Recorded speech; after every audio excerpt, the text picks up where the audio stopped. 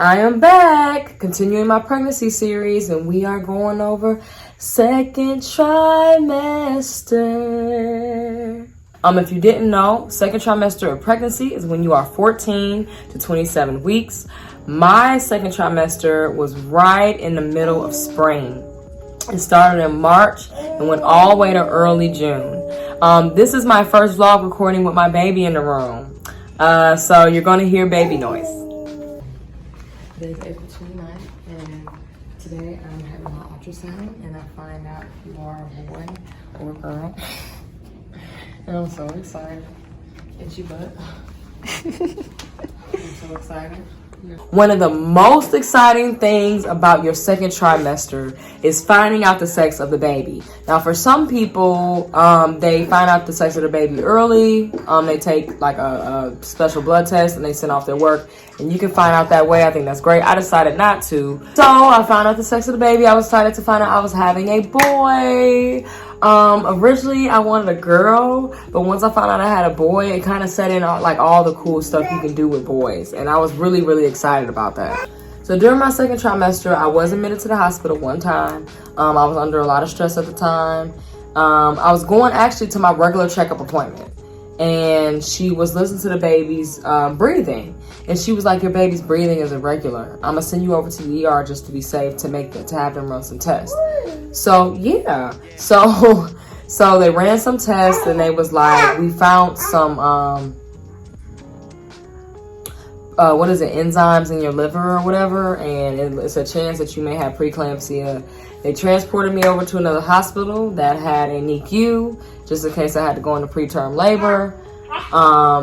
And I had to stay overnight because they were saying, "Let's watch you overnight, pump you up with a few things, and see if something changes." So, lo and behold, miracles are real. I woke up the next day, they ran a test on me again. My enzyme levels, or whatever they're called, they went down, and I was no more at risk for preeclampsia. Preeclampsia. During your pregnancy, you will hear people say that. A lot of women do experience it. Unfortunately, it does make your pregnancy a lot harder. So in May, which is my birthday month, I took a baby moon trip. A baby moon trip is a time you take a trip before you have your baby. Similar to a honeymoon, the time you're celebrating your marriage is the time you're celebrating your pregnancy. I took my baby moon trip to Clearwater Beach in Florida, which is one of my favorite beaches to go to. I went with my little sister. We drove, and it was actually amazing. The only downside during the whole trip was I drove the first part, she drove the second. And once I got in the passenger seat, for some reason, I got really, really car sick. So I ended up telling her, I don't feel good. Just let me drive. And I don't know what the difference was between me getting behind the wheel. That is my baby. Between me getting behind the wheel and being in the passenger seat, but there was a difference. And I swagged it out, and I pretty much drove the whole trip. And I didn't mind it. But the trip was beautiful. I love being on the beach pregnant, feeling the sand in my toes. Yes, I wore a bikini. I looked amazing. As you can see, I'm showing you guys. Look at that. Look at her. Look at that. We'd love to see it.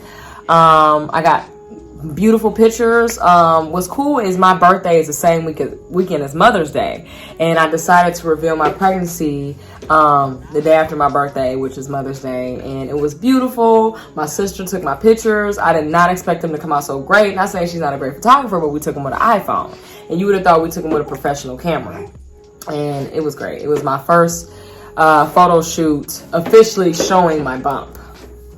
So a lot of women always fantasize about how they're going to dress during their pregnancy. As you can see, Rihanna did an amazing job showing you how you can dress during your pregnancy, and other women as well in the past have just looked amazing during their pregnancy. For me, this was before Rihanna.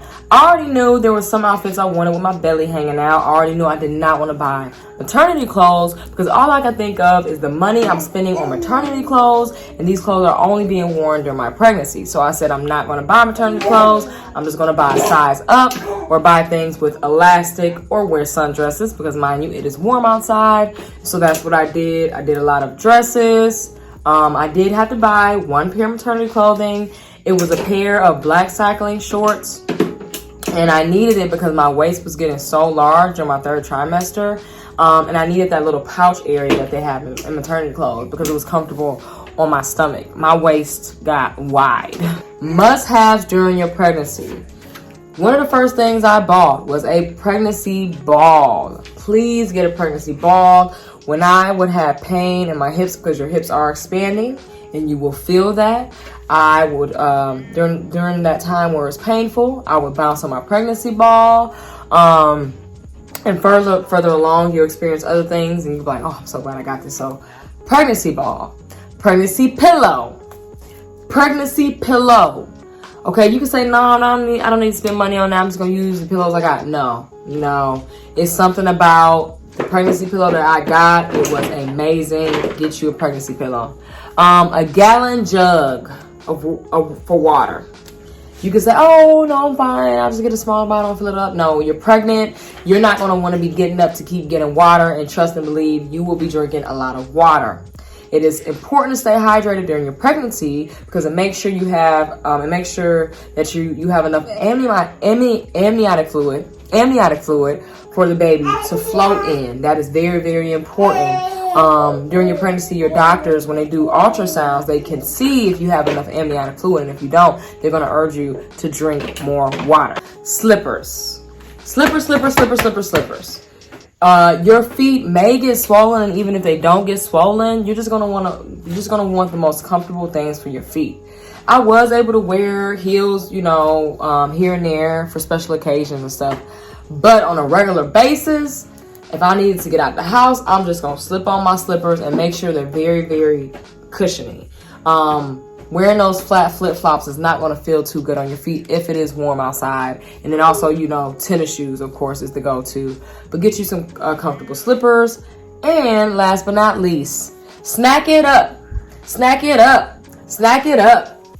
During your pregnancy, as you get bigger, your baby is going to be pushing on your stomach.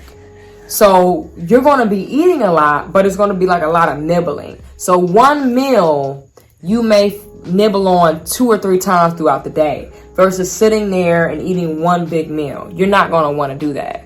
You're just going to want to nibble. So it's important to have snacks on the side of your bed, snacks in your purse. Snack it up, snack it up, snack it up with the water. Also, during my 1st trimester, like I mentioned before, I had to force myself to eat. So making sure I had those snacks, you have to feed that baby. You have to. Even when you don't have an appetite, you know that baby has to eat.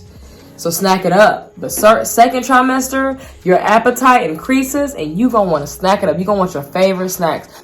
It is important that you talk to your doctor about the activities that you are able to do. Do not let social media have you looking at these women that are pregnant lifting weights and you think you can do the same thing. Everybody's pregnancy is different. Everybody's bodies are different. If you were not working out before your pregnancy, most likely I would not advise you to start doing it during your pregnancy because your body is not used to that. Okay, and your pregnancy is not a time to introduce new movements to your body. It's just not. So for me, I did walking, I played tennis, I rode bikes, I always bounced on my pregnancy ball. I had those little elastic things. Sometimes I would stretch my legs out on those. In the beginning, I tried kind of doing squats. It was not comfortable for me, so I did not do that. Towards the 3rd trimester, that did change, but I will talk about that in the next video. But it is important that you are moving your legs in some type of way, shape, or form. It prevents blood clots, okay? And during your pregnancy, if you do more research on it and your doctor will warn you, a lot of pregnant women are prone to getting blood clots in their legs. A lot of times when you are pregnant, all you really want to do is lay out, eat, and sleep. And that is what I did majority of the time. So I will have to force myself to get up, or the people around me, which is why it's good to have a good support system, they would get me up and say, hey, we got to go for a walk. And that is what I did. And I appreciated that. Show him what mommy's doing while he's in there. Mommy was gonna go.